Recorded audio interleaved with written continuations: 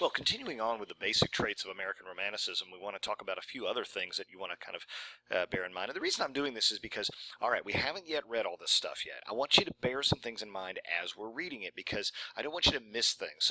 So you can come back and refer to these all you want to. They're up here on YouTube, and kind of go back if you want, a third of the way, half the way through the class, certainly at the end of the class, and kind of say, did I spot any of these things? Wow, look at all the things that were sort of signposted for me, and where else do I see this? Okay, so one of the major differences between, I think, American Romanticism and that of British or Continental Romanticism is the very heavy use of symbolism and metaphor, reflecting the idea in at least the American Romantic movement, the idea that reality has multiple layers of meaning, that a particular thing means more than a particular thing, right? So that, for example, when Henry David Thoreau goes and looks at Walden Pond, it's a pond. Yes, it's a pond, but it's more than a pond. It represents kind of a metaphor for our sort of a portal to spiritual enlightenment. It represents one's independence because he builds his home there. It represents kind of spatially the relationship that he wants with God and with man. That is, to be closer to God and farther away from the town, the village, man, right? So it's a statement. It's a lot of different things. That when you look at the water, you frequently on a sunny day see yourself, right? And so what he's saying is, wow, to what extent can we see ourselves when we see nature? To what extent do we see God when we see nature? So it's a really, in other words, the symbolism and the metaphor that are being used in American Romantic works have very deep and multiple layers of meaning.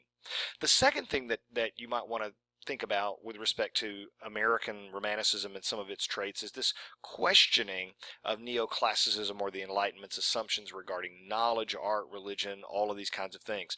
Because the one thing that American Romanticism does is it happens sort of pre-industrial revolution, which makes it very odd in some respects. British Romanticism happens at the same time that the Industrial Revolution is happening. The United States is still a very agrarian economy. It's a very open economy. It's an economy or society. It's a society where there are vast tracts of land. Space is just something that is very, very significant in the American mind. This notion of limitlessness, this notion of and I'm not talking about just geography, I'm talking about limitlessness with respect to potential. It was a brand new country with a lot of blank canvas. What will it look like 100, 200, 300 years from now? And what does that generation have in the way of opportunity to shape that destiny, you see? And so it is in rejecting the British, in rejecting European colonialism, in rejecting aristocracy, in rejecting the class structure of Europe, in some ways, they opened an awful lot of doors that were a bit scary to go through, but once they're open, you go forth and explore. And so the notion of experimentation with regard to art, religion, social institutions. I'll give you just one small example, and this kind of bleeds over into this other next point, the interest in social and political reform movements. All of these sort of utopian communities that pop up during the 19th century are just astonishing. The Amana community, the Oneida community, Fruitlands, Bronson Alcott, Louisa May Alcott's father, goes off with Charles Lane and starts Fruitlands. All of these these different sorts of communities, communes, if you will, that are set up to design society anew, to begin society from scratch. Some of them were a little kooky, some were a little quirky. The Oneida community's emphasis on free love, go look it up. I don't have to go into the particulars about it today. But all of these different sort of utopian communities that are started, some of which, frankly, had quite a long-lasting term of existence. The Quakers, for example, some of them were religious communities, some of them were not. Mormonism came and grew out of this particular period. Mormonism, a desire to begin again, to go west, to establish a new community, a new religious sect of Christianity, to start again, and to redesign all of society's infrastructure accordingly. So this is a period of great expectations, Dickens, a period of great experimentation that's going on at the time, and you really kind of don't see that with Britain because it's more urban and the structures are already in place to some extent. There's more emphasis on lyric poetry, fiction, and journal writing.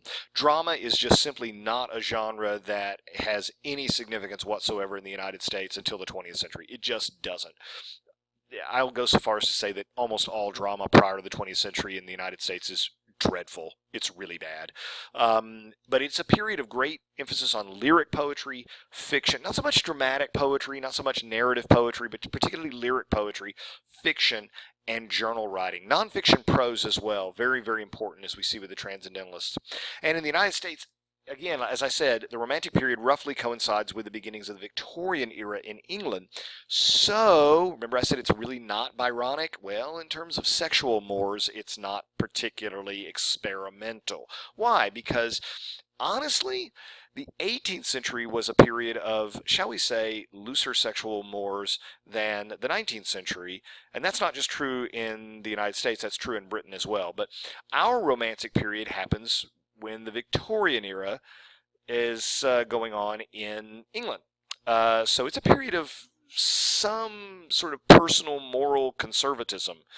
Combine that with the fact that so much of the culture was dominated in the United States by New England, its traditions, its literary, cultural, and artistic traditions. And in New England, we had this thing called Puritanism for a couple hundred years.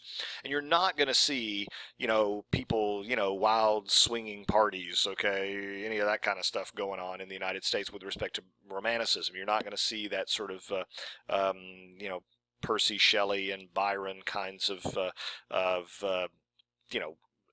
romantic, I use that word loosely in their case, sexual experimentation. You just don't see it because that's not what it's all about. It's more of a spiritual romanticism as opposed to a hedonistic type of romanticism. So always bear in mind that we're experiencing both the Victorian era and its social norms along with the Romantic period and its artistic and spiritual explorations sort of simultaneously and overlap. That'll help you kind of distinguish it, whereas the British kind of experience these two periods separately.